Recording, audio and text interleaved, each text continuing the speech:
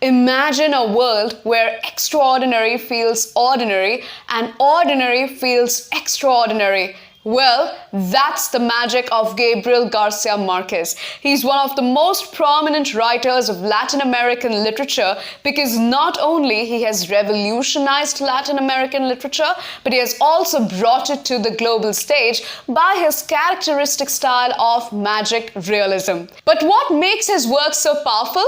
And why is he so important for UGC NET English exam? In this video, we are going to dive deep into his works, understand their themes, break down his acceptance speech, all while connecting to the previous year questions of UGC NET English exam related to Gabriel García Márquez and his works. So stick till the end of this video and hit the subscribe button for more such UGC NET English content.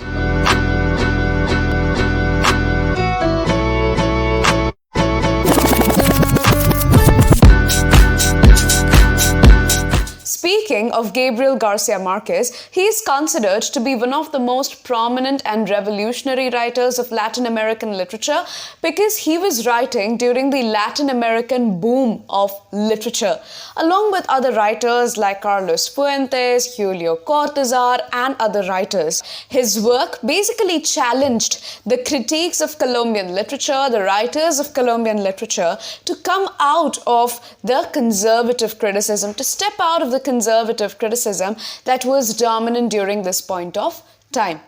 So it becomes really important to understand the life and the background of Gabriel García Márquez to know what shaped him and what shaped his thought to produce such kind of prominent and critically acclaimed works. Gabriel García Márquez is a Colombian writer and he was often called as Gabo or Gabito, right? Now the kind of works that he produced, and we will discuss them later on in this video as well, has almost equated him with Cervantes, with Miguel de Cervantes, and his fiction has been equated with Cervantes' Don Quixote. It was the Chilean poet Pablo Neruda who made this analogy, who helped in creating and bridging this gap. Right? And talking about the style of writing, especially in terms of his inspiration, Gabriel García Márquez was heavily inspired by Franz Kafka's The Metamorphoses, Virginia Woolf, and William Faulkner. One of the most characteristic style of Gabriel García Márquez, and that I think you already know, is magic realism. He is often considered to be the master of magic realism. Now, what is magic realism? As the name suggests, the term basically means a seamless blending of realism and fantasy in fiction. It basically means that you talk about the ordinary and the extraordinary in a very matter-of-fact manner.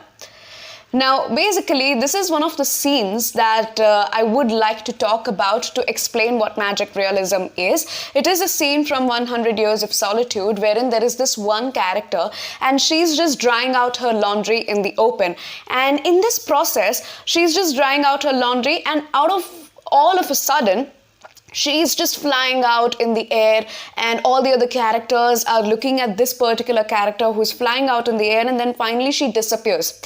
And the way Marquez has described it in a very matter-of-fact manner, in a very nonchalant and ordinary manner, that becomes the unique style of magic realism and obviously the unique style of Gabriel García Márquez. That is to talk about the extraordinary, the magic, the fantasy in a very real and an ordinary manner, as if it happens on a daily basis with humans. Right? So that basically is magic realism. Now, although it blurs the line between the real and the unreal, the ordinary and the extraordinary, magic realism is often employed by the authors to subvert the predominant societal power relations.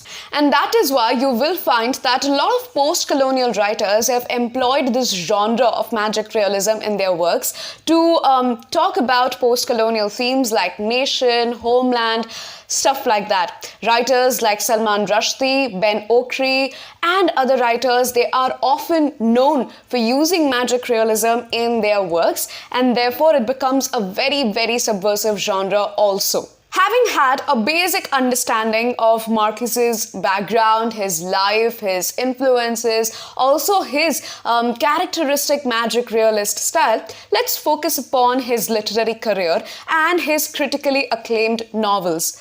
And also understand that what made his writing so unforgettable, especially his themes, and what made them so internationally famous. Gabriel García Márquez began his literary career with a short story collection called as The Eyes of a Blue Dog. His first novel after this was Leaf Storm, and that was published in 1955. Now, out of all the works that Marquez published, especially the works before 1973, he finds Leaf Storm to be his best because it was the most sincere and spontaneous. So what is the story about Leaf Storm to make it so sincere and spontaneous? So basically it covers the life, or it covers the workings of just one day. Like James Joyce's Ulysses, it covers a single day, and that day is Wednesday, September 12th, 1928. It's a story about this old colonel who is trying to give a proper Christian burial to a French doctor. But Leaf Storm did not bring him the international acclaim. It did not bring him the international fame. Two novels did, and we are going to discuss these two novels in more detail. These are 100 Years of Solitude and Love in Time of Cholera.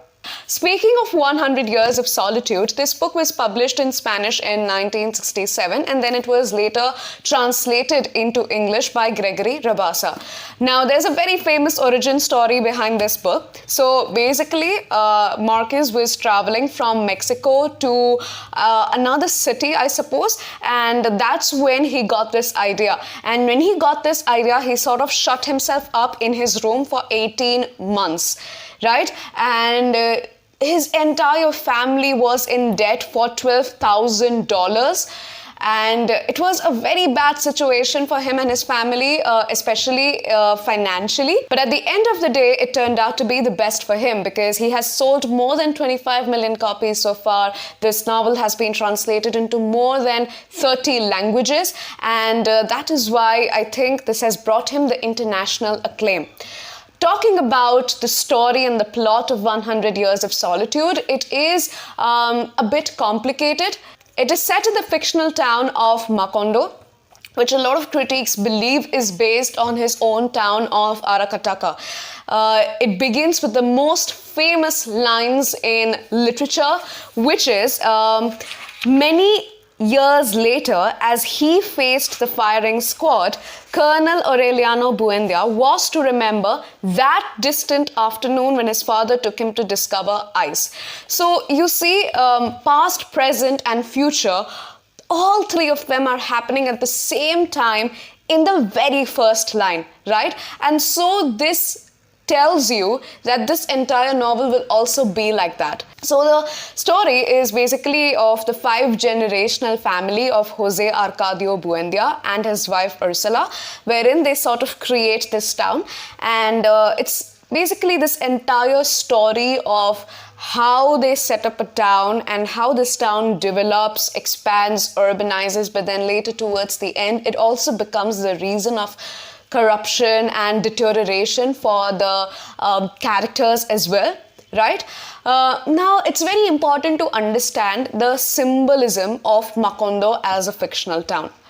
Macondo becomes a microcosm of the Latin American towns, right? Talking about their struggles, their historical struggles, the kind of trials and tribulations they had to face, and obviously the entire history of Latin America. It becomes a symbolism of that as well. Another important thing to focus here is the cyclical nature of time and history in this particular novel. It's like things repeatedly happen to the characters. Okay, and the same things happen over and over again to talk about the cyclical nature of time. At the same time, to focus upon the futility and fatalistic character of life. There are characters who try to control their fate and their destiny, but at the end of the day, they fall victim to their fate.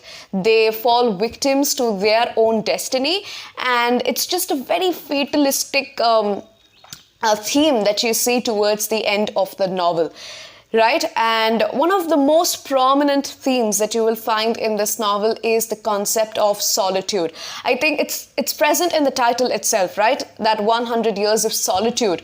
It is the solitude of not just the town, but it's also the solitude of each and every character throughout the novel. Another important thing that you see happening in this entire novel is incest. And a very interesting thing to note here is that the novel begins with the fear of incest and it ends with incest. And so the story goes about that if a person marries their first cousin, there is this superstition that they will birth a monstrous child with a pig's tail. And guess what?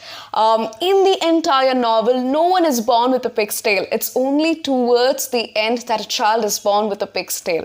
Right? Again, talking about the cyclical nature of the time, the timelessness of Macondo, right? Having said that, let's move on to the next important novel of Gabriel García Márquez, his second critically acclaimed novel, and that is Love in the Time of Cholera. Now, speaking of Love in the Time of Cholera, this is a very, very different novel from 100 Years of Solitude. It's much simpler, and it is actually a love story of two people, that is Florentino Ariza and Fermina Daza. And it was published in 1985, and then later it was translated into English by Edith Grossman. It's basically a very sweet story wherein these two people meet when they are young, and then they don't marry each other. They love each other very passionately. It's only later when they are in their golden years, that is, they are in their 70s and their 80s, when they meet each other, when they stay with each other. So again, talking about how love stands the test of time, right? It is a very sweet story. If you do want to read, or if you do want to start reading Gabriel García Márquez, I would definitely suggest you to start with Love in the Time of Cholera, and then you move on with 100 Years of Solitude. Having said that, now let's move on and talk about his most famous acceptance speech of Nobel Prize. The title of the speech is The Solitude of Latin America, and it was delivered on December 8, 1982. When he received the Nobel Prize in Literature for his 100 Years of Solitude and Love in the Time of Cholera. Now, the speech is readily available on the internet, so please go ahead and read it. But the central themes of this entire speech include colonization, include Latin American voice, their trials and tribulations, modernization, space, and of course the theme of solitude. In fact, he begins talking about Latin America and Latin American history by referring to Antonio Pigafetta, a Florentine navigator. And this was asked in UGC NET English exam, I believe in 2021 or 2019. And this basic question was that Gabriel García Márquez begins his Nobel Prize speech with referring to whom? And the answer was Antonio Pigafetta, a Florentine navigator. So that was that about his speech, about his critically acclaimed works. Now let's shift our focus on to some of his other works and understand them in a chronology. So here's a list of all the works written by Gabriel García Márquez in a chronology, starting with The Eyes of a Blue Dog and Leaf Storm, which we have already discussed. We also discussed 100 Years of Solitude. We discussed Love in the Time of Cholera, right? And there are other works like No One Writes the Colonel, In Evil Hour, The General in the Labyrinth, and lastly, Memories of My Melancholy Horse. So these are some of the most important works written by Gabriel García Márquez. Now this was about world literature and one of the most important literary figures of world literature.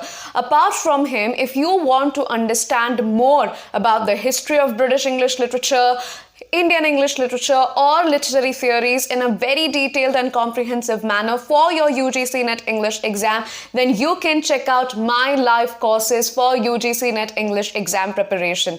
In my live classes, I'm providing a variety of courses starting from 1-hour masterclass to crash courses related to these areas. In these classes, I am providing detailed breakdown of each and every literary period followed by a detailed understanding of each and every author, poet, dramatist, and their works, which will make you UGC NET English exam ready when June comes around. Speaking of literary theories, I'm covering each and every literary theory starting from structuralism to eco-criticism and queer theory, again in a very simplified manner. I am explaining all the complex terms, concepts related to these theories, which will boost your confidence when June comes around. The best part about these sessions is that these are live one-on-one sessions, which means that I can provide you personalized guidance tailored to your needs and requirements, trying to fill the possible gaps in your UGC NET English exam preparation. If you want to know more about the courses I offer, the sessions I take, and the notes I provide, feel free to check out my TopMate page. It's topmate.io/Riya Gandhi. I've shared the link in the description box below, so don't forget to check it out. I hope you found this video informative and helpful, and especially for your UGC NET English exam, I hope you found this helpful. If you have any doubts, if you have anything to say, please mention it in the comment section below, and I'll be very happy to help. And yes, see you in the next lecture series.